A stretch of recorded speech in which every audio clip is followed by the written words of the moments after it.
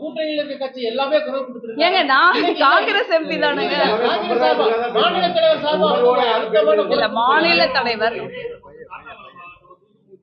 இல்ல எதா இருந்தாலுமே இல்ல நீங்க நடவடிக்கை எடுத்திருக்காங்கல்ல. இப்ப நான் காங்கிரஸ் எம்பி தானே, நாங்க உடனடியா ரெஸ்பாண்ட் பண்ணிருக்கிறோம்ல. இது என்ன ஆகுதுன்னா நான் என்ன நினைக்கிறேன்னா, இந்த கேஸை பொறுத்த வரைக்கும் என்னுடைய கருத்து இல்ல எங்க கட்சியினுடைய கருத்தாவும் அது இருக்கலாம். இது வந்து நடவடிக்கை எடுக்கப்பட்டிருக்கு. நடவடிக்கை எடுக்காமல நாங்க இதே ஒண்ணு சொல்றேன். பாரதிய ஜனதா கட்சியினுடைய மாநில தலைவர் சாட்டையில அடிச்சுக்கிறாரு.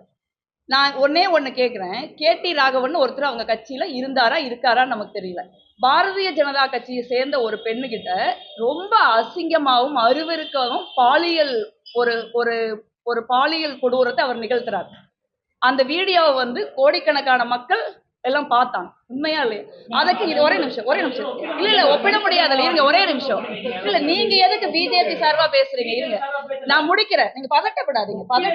பாஜகவை காப்பாற்றுகிற எண்ணம் உங்களுக்கு இருக்கலாம், அதனால நீங்க பதட்டப்படாதீங்க. நான் முடிக்க விடுங்க. அப்ப இதே பாஜகவுடைய மாநில தலைவர் ஒரு கமிட்டி அமைக்கிறார்.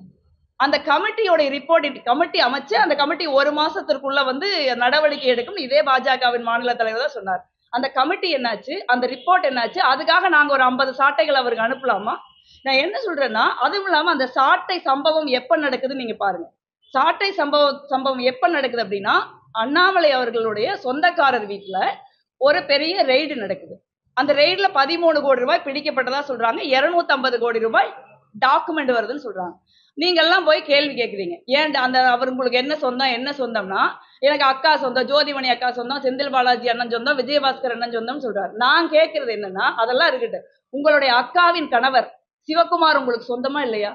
அந்த அக்காவின் கணவர் சிவகுமார் ஒரு செங்கல் சூளை நடத்துறாரு. அந்த செங்கல் சூளையோட பார்ட்னர் தான் வந்து இந்த 13 கோடிக்கு அமலாக்கத்துறை பிடித்த 250 கோடி ரூபாய் டாக்குமெண்ட் பிடித்த ஒருத்தர். அந்த நேரத்துல அதை திசை திருப்பறதுக்கு தான் இது அரசியல் ஆகுதே ஒழிய வேற எந்த காரணத்திற்காகவும் இது அரசியல் ஆக்கப்படலை நான் சொல்றேன்.